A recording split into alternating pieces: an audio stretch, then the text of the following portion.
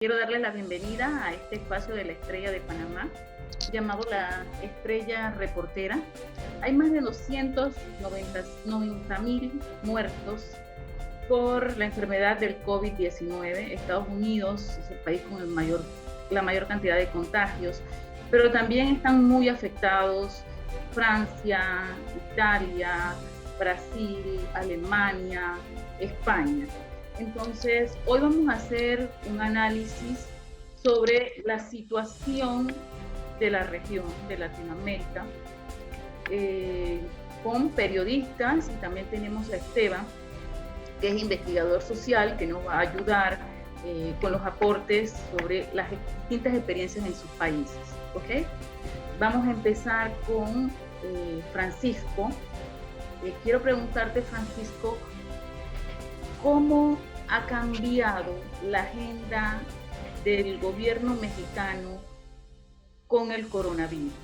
¿Cómo ha impactado a la agenda del gobierno la llegada del virus? Muy bien, pues ha sido, me parece, una situación bastante compleja para el gobierno federal, porque hay que decirlo, en el caso de México, no sé en el resto de América Latina, pero en México la autoridad federal me parece reaccionó tarde a lo que estaba sucediendo. De hecho, el presidente Andrés Manuel López Obrador, en los primeros 35 días de la pandemia, cuando sí hay que decirlo, hay que admitirlo, cuando los casos no superaban los 100, los 150 contagios, es decir, apenas estaban sucediendo. En ese momento el presidente en realidad todavía estaba en la dinámica de continuar con eventos públicos masivos. Incluso el discurso oficial era en el sentido de seguir haciendo actividades de manera normal, de manera cotidiana, e impulsando él su agenda política. No sé si hayan tenido oportunidad de conocer en sus países, pero en México el gobierno estaba tratando de rifar el avión presidencial, un avión que costó más de 7,000 millones de pesos y que se había comprado por parte del expresidente Felipe Calderón. Y López Obrador seguía insistiendo en eso, en la idea de rifar el avión presidencial cuando ya empezaban a ocurrir los contagios. Fue hasta tiempo después que, al ver la situación y al ver la presión social, y también hay que decirlo, la presión de muchos medios de comunicación que son identificados como de una línea editorial opositora al gobierno, fue que decidió crear un comité que encabeza el subsecretario de Salud, Hugo López Gatell, para empezar a definir estrategias. Pero estrategias, insisto, que me parece fueron llegando tarde. En este momento creo que la agenda que tenía el gobierno se trastocó. Además del tema del avión presidencial, las dos grandes obras de este gobierno son la construcción de un tren, el famoso Tren Maya, que va a recorrer la península de Yucatán, es decir, el sureste mexicano, y una refinería, la refinería de Dos Bocas, que está en el estado, o su símil, una provincia, la provincia de Tabasco. Esos dos proyectos tuvieron que frenar de alguna forma, justamente para el gobierno centrar su atención en el coronavirus, en el combate al coronavirus. En este momento creo que justamente para no dejar de lado esos dos proyectos, el gobierno de López Obrador ha emitido un par de decretos para reenfocar o reorientar presupuesto público a esos dos grandes proyectos, el del Tren Maya y el de Dos Bocas, tratando de recuperar justamente la agenda gubernamental que traía antes de esta atención a la pandemia. Digamos que sí afectó, y afectó muy fuerte al trabajo del gobierno federal. Rafael, en la prensa internacional presenta a Bolsonaro como un villano que está muy despreocupado de la crisis y de su pueblo. Me gustaría que nos explicaras un poquito sobre eso. No hay una línea unificada de acciones y los sistemas de salud está colapsando en muchas ciudades, muchas provincias. no se sabe cuándo estaremos en el pico de la pandemia y cuándo empezará a bajar, porque por ahora está subiendo en un ritmo muy asustador. Pienso que es eso.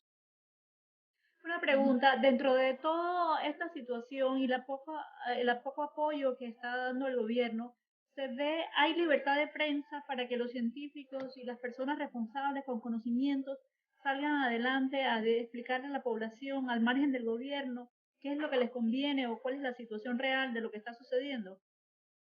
Sí, hay libertad, porque la estrategia de ese gobierno para luchar contra el prensa es tratarla como enemiga y tratar de desacreditarla. El presidente y todos sus aliados más próximos intentan hacer con que la población no crea a la prensa. No hay hasta el momento represiones violentas por parte del Estado, pero en algunos eventos en que el presidente se hace presente, el presidente comparece, las personas que apoyan al presidente atacan a periodistas generalmente con palabras, ¿no? Es un ataque verbal, puede decir así, pero hay casos de agresiones físicas, pero por parte del Estado no hay una represión tan directa. En el caso de Costa Rica, ha sido uno de los países que, según la prensa internacional, ha tenido un muy buen manejo de la pandemia. Cuéntanos un poco, Esteban, desde tu visión desde tu visión de investigador, ¿cuál es la experiencia de tu país? Me parece muy interesante que en Costa Rica también, aunque no hay ejército y no hay una policía, digamos, armada, como pasa en otros países en que se ponen toques de queda, aquí lo que se puso fue una restricción vehicular. Y Costa Rica no se caracteriza principalmente por tener un buen transporte público o trenes o nada así. Por lo tanto, una restricción vehicular es básicamente un toque de queda en este país. Y la población se ha mantenido en las casas, ha empezado a potenciar el teletrabajo. En mi caso personal estamos con reducción de la jornada laboral en cuanto al horario que tengo que estar en la oficina y la cantidad de días que tengo que estar en la oficina. Varios del personal está en teletrabajo. Ha sido toda una política aquí por tratar de obedecer lo que está diciendo el Ministerio de Salud, y creo que está dando buenos resultados. En Costa Rica vamos por 801 casos, solo 7 fallecidos. De hecho, pasamos un par de semanas sin fallecidos y recién hace unos días se registró el primero dentro de todo este tramo de tiempo y llevamos recién 7 fallecidos, por lo que la política ha funcionado bien. A nivel personal, creo que también hay que considerar el tema de cuán vulnerable se vuelve la población si todavía no hay muchos contagios, y eso también hay que considerarlo. Creo que ahora la preocupación viene precisamente por ese lado y viene hacia relajar las reglas, pero también estar conscientes de que puede venir una segunda ola. Creo que eso es principalmente cómo ha sido el proceso aquí en Costa Rica. Creo que la población ha reaccionado relativamente bien. Ha habido algunos casos en que zonas no han obedecido directamente las reglas.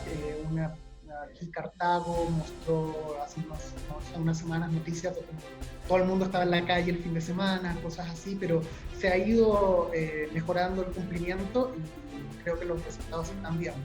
Bueno, Ronnie, y abriéndote el espacio a ti para que nos cuentes un poco cuál ha sido la experiencia de tu país, ¿por qué temas se interesan más en tu país? ¿Por el tema económico, por el tema de salud, el cuidado de los niños durante la pandemia, perdón? Aquí en Guatemala, cuando se detectó el primer caso del coronavirus, que fue hace exactamente 2 meses, destinaron todo el recurso, todo el apoyo al tema de salud. Cerraron comercios, empezaron una serie de restricciones para movilidad, paralizaron el transporte público, tomaron una serie de medidas que iban orientadas a beneficiar a la salud. Pero después, un par de semanas, con los comercios cerrados, empezaron las presiones del sector económico, porque ya no se estaba produciendo productos de exportación, que Guatemala tiene bastante en el tema vegetal, de maquilas y otros productos. Entonces, esas presiones hicieron que las medidas se suavizaran un poco. El toque de queda inició de 4 de la mañana a 4 de la tarde, era el único horario para salir. Después lo ampliaron hasta las 6 de la tarde. Empezaron a levantar las restricciones de movilidad interdepartamental, y todo esto hizo que Guatemala fuera acumulando cada vez un poco más de casos. Ahora estamos por arriba de los 1100. Y empezamos creciendo muy poco. En los últimos 3 días hemos crecido de 60, 70, 80 casos diarios, que quizás para Panamá no es tan alarmante por las cifras que ustedes manejan, pero en Guatemala se venía manejando un crecimiento de 20 o 30 casos. Entonces, cuando se empieza a tocar el tema económico, el gobierno decide levantar un poco las restricciones, y ahora, después de estos 3 días de crecimiento muy alto, las volvió a implementar en el tema del tránsito interdepartamental.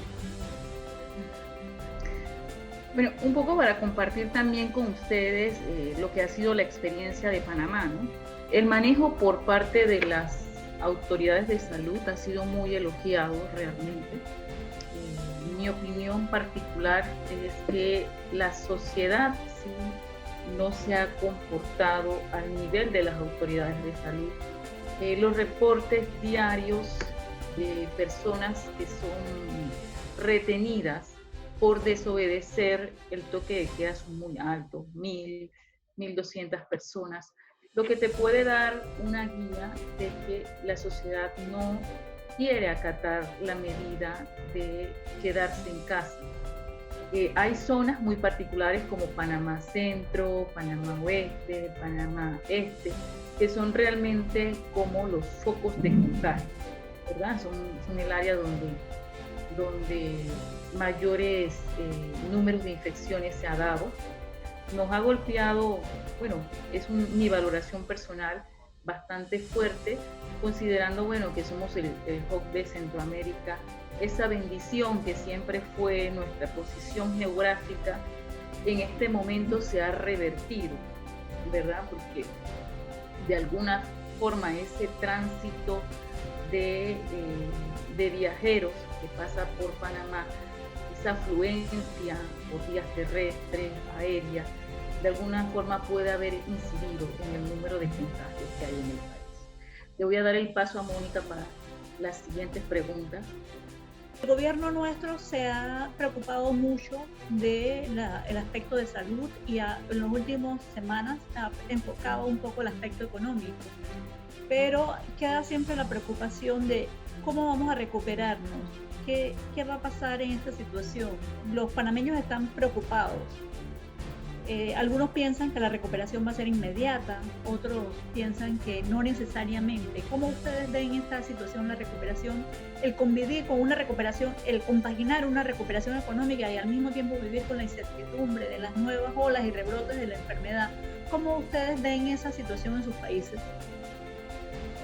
Bueno, pienso que la crisis económica ya es una realidad, no se puede huir de ella. La pregunta es de si será muy grande, cuánto tiempo se permanecerá, porque esta es es algo con que el gobierno está alertando desde el principio de la pandemia, porque con el cierre del comercio, muchas personas en Brasil tienen trabajos informales, no tienen cartas, no tienen seguridad y derechos, y cuando el comercio en las calles cerró, muchas personas se quedaron sin trabajo del día para la noche, muy rápido, y eso es realmente un problema muy grande. Y el gobierno aprobó un pagamiento de 600 reales, nuestro dinero acá, por 3 meses para esos trabajadores informales que no tienen cómo sostener en la crisis. El problema es que el discurso del presidente es totalmente preocupado solamente con el problema económico, y si dependiera solamente del presidente, todas las personas ya estarían en la calle trabajando normalmente, y el contagio probablemente sería mucho más grande de lo que es. Francisco, ¿qué nos puedes decir al respecto? Pues justamente en México es una situación muy complicada. Hoy mismo el Instituto Mexicano del Seguro Social estaba registrando en abril, en todo el mes de abril, se reportó una pérdida de casi 500,000 de empleos formales, lo que ha sido la peor caída del empleo formal en los últimos 23 años en el país. Entonces esto ya nos marca o nos deja en evidencia que la situación económica en México es muy difícil, y por otra parte me parece que el gobierno de López Obrador no está respondiendo justamente a este tipo de situaciones, porque las medidas que adoptó el presidente, su gobierno, para atender la crisis económica que se está generando por esta pandemia, son medidas que en realidad mitigan muy poco la situación, porque se han destinado recursos públicos para entregar becas a estudiantes, para entregar una especie de subsidio a amas de casa, sí a trabajadores informales, pero económicamente, como sucede en el caso de Brasil, ese tipo de recursos en realidad sirven para apenas una mitigación mínima, breve, recursos que seguramente podrán ayudar a un número determinado de familias para permanecer dignamente con un ingreso para un par de meses, pero posteriormente ya no habrá ese recurso. Y por otra parte, el presidente López Obrador está confrontado con los organismos empresariales del país. Estos organismos le ofrecieron un plan para poder implementar durante la pandemia y posterior a la pandemia, pero el presidente los ve como adversarios, como enemigos, y no ha aceptado implementar esos planes en la idea que él tiene dentro de su ideología de que estas organizaciones representan el neoliberalismo y a la línea de la derecha mexicana, y por eso no ha implementado acciones que sean en beneficio de apoyar a las empresas, sino simplemente medidas de asistencia social. Como a manera de resumen, para terminar mi participación de esta pregunta, es: la situación económica en México es muy difícil. Creo que va a tardar un año aproximadamente en que pueda haber una recuperación, no a los niveles del 2019, pero un año para que podamos ver que haya esta recuperación económica. Pero aún así, con el empleo mermado, con mucha gente de vuelta a la informalidad, Mientras tanto, muchas empresas cerradas. Pero esta es la situación que hay en México por el momento. En Guatemala existen 2 programas sociales que se buscan implementar, que ya se cuenta con préstamos internacionales, se cuenta con el dinero, pero desgraciadamente la ayuda todavía no llega a la gente. Como les comentaba, llevábamos 2 meses que muchos comercios están cerrados, que muchas personas, la economía informal está siendo golpeada muy fuerte y todavía no existe ayuda gubernamental hacia ellos. Se comenzaron ya los programas de dar una caja con víveres para las personas, pero es algo que no ayuda a sobrevivir a una familia de 4 personas ni para una semana, y se dio solo una vez. Vi que había una protesta de tocado de pailas de la población guatemalteca para protestar por el hambre que está habiendo ahora mismo. Sí, es que es eso, cada vez hay más gentes, más personas en la calle con banderas blancas solicitando ayuda. Hoy se realizó una protesta, hay un proyecto para destinar alrededor de $130, $150 más o menos a cada persona, pero el dinero todavía no se ha ejecutado, ahí está guardado. Entonces eso complica mucho para las personas que están en pobreza o en pobreza extrema, que en Guatemala es bastante. Y también existe otro programa para dar un subsidio y disminuir los gastos de la energía eléctrica, pero eso todavía no se ha reflejado. El presidente Alejandro Yamatei tardó más de un mes en aprobar el decreto, y cuando se aprobó tenía unos errores que ahora se encuentra en los tribunales de justicia tratando de determinar si ese decreto es legal o no, porque al parecer no se cumplieron todos los requisitos para hacerlo.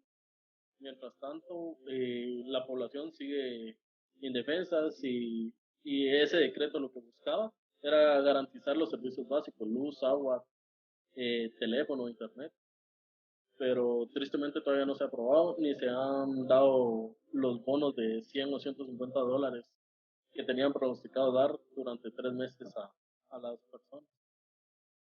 Entonces, cada vez hay más gente afectada.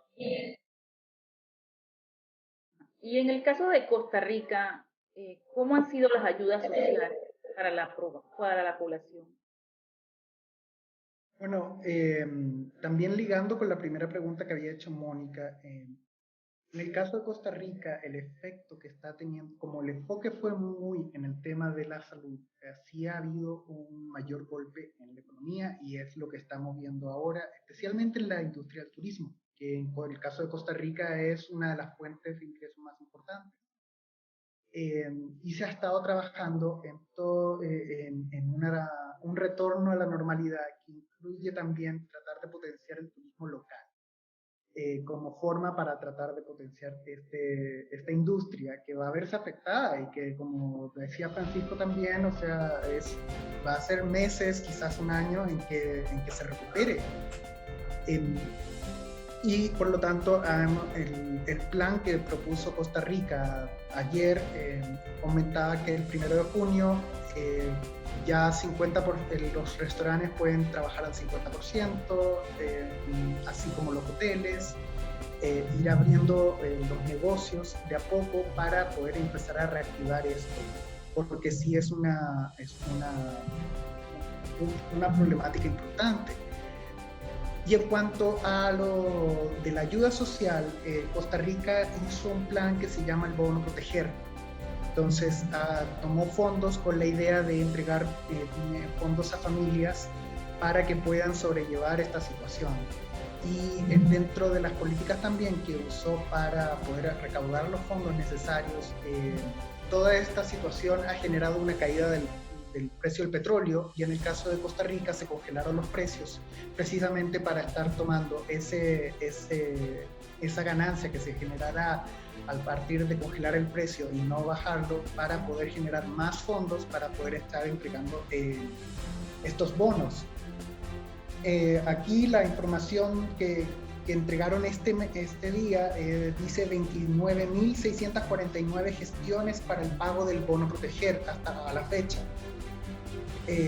Por lo tanto, sí se ha estado haciendo gestiones para tratar de llegar lo más posible a las poblaciones y apoyarlas en este proceso, porque también, además, el gobierno ha estado haciendo mecanismos para que las empresas puedan, si muestran que han estado registrando menos ganancias debido a esta situación, puedan hacer reducciones de jornada y reducciones de salario, lo cual impacta a la población. Entonces, la gente afectada por el coronavirus está pudiendo optar por este bono proteger, que es la medida que está tomando desde la perspectiva social el gobierno de Costa Rica.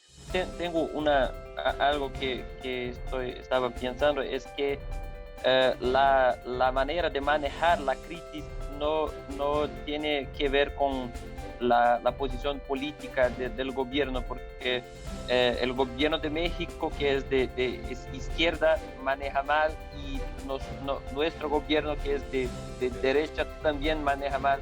Entonces es algo que puede ocurrir en cualquier espectro político.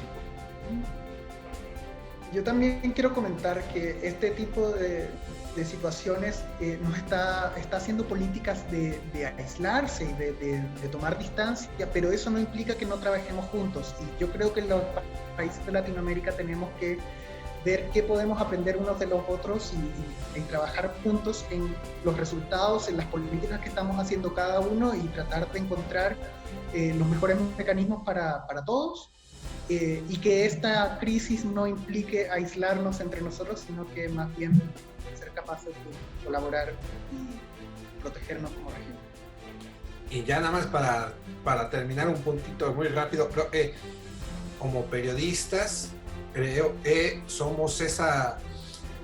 podemos ser el instrumento de la sociedad para aportar, que no todas las respuestas vengan del gobierno, sino que también el periodismo y la sociedad generen estrategias que ayuden al todo a tratar de resolver y salir lo más pronto posible de esta situación.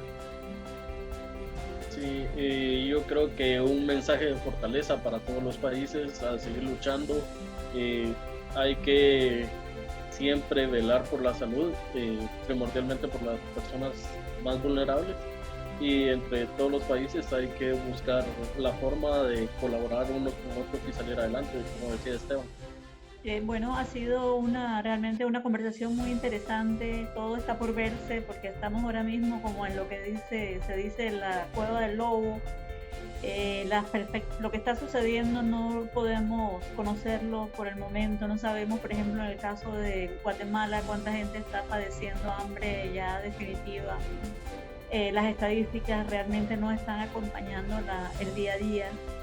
Así que bueno, que nos toca esperar y volvernos a reunir. Me encantaría que nos volviéramos a reunir dentro de un par de semanas o dentro de 3 semanas para ver cómo ha progresado todo y ver cómo podemos salir adelante en esta crisis realmente tan inesperada y tan desconocida.